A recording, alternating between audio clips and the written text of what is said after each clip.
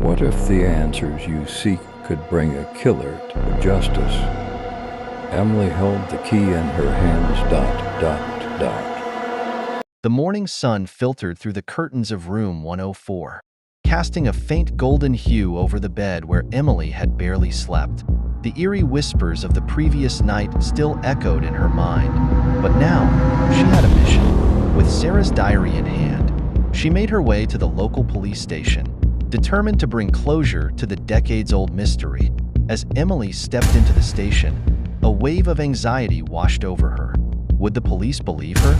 Would Sarah's story finally be heard? She approached the front desk, clutching the diary tightly. "I need to speak with Detective Harris," she said, her voice steady despite the nervous flutter in her chest. Detective Harris, a seasoned officer with a keen sense for the unsolved, met Emily in a dimly lit office. The diary lay open on his desk, its pages filled with Sarah's fears and pleas for help.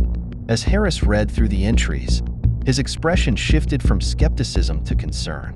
"This diary is compelling," he said, looking up at Emily, "but we need more to reopen the case." Emily felt a pang of frustration, but she kept her composure. "There's more," she insisted. "If you look into Henry's background, you'll find a pattern of violence. Sarah wasn't his only victim." Harris nodded, intrigued. He instructed his team to dig into Henry's past, searching for any connections to other crimes. It wasn't long before they uncovered a disturbing pattern. Henry had been involved in several incidents, all with women who had mysteriously disappeared or died under suspicious circumstances. With this new evidence, Harris decided to reopen the cold case. Modern forensic techniques were applied to old evidence, including samples that had been preserved from Sarah's autopsy. The results were damning. DNA evidence linked Henry directly to Sarah's death. The police tracked Henry down to a small, rundown house a few towns over.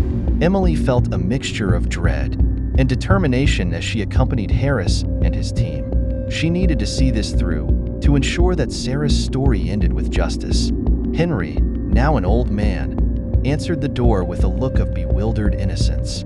But as soon as he saw the police, his expression darkened. They presented him with the evidence, the DNA match, the diary, the testimonies of other victims who had survived his obsessive behavior. "You can't hide from the truth, Henry," Harris said, his voice stern. For a moment, Henry seemed ready to deny everything. But then, something broke inside him. He slumped into a chair, his eyes hollow. "I didn't mean to," he muttered. "I loved her, but she didn't want me. She was supposed to love me." His voice trailed off as the full weight of his confession sank in. The room was silent, except for the sound of Henry's ragged breathing. Emily felt a cold chill run down her spine. This was the man who had haunted Sarah, who had driven her to her death. With Henry's confession, the case was closed. Sarah had finally received the justice she deserved.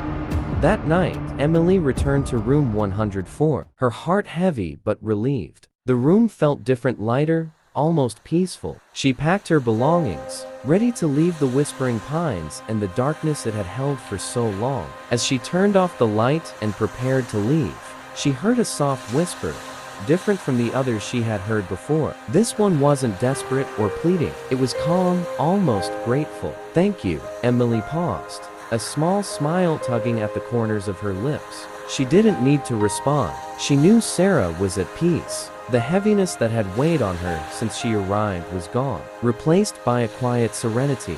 Emily left the Whispering Pines with a new story to tell, a story of a spirit freed, of justice finally served after decades of silence. As she drove away, the hotel faded into the distance, but the memory of room 104 lingered in her mind. She knew she would never return to the Whispering Pines, but the legend of room 104 would live on. It would be a story passed down through the years, a testament to the restless spirits who linger and the courage of those who listen. Emily couldn't wait to write it down, to share Sarah's story with the world. But as she drove, she couldn't shake the feeling that this was just the beginning. Who knew what other stories lay hidden in the shadows, waiting to be uncovered?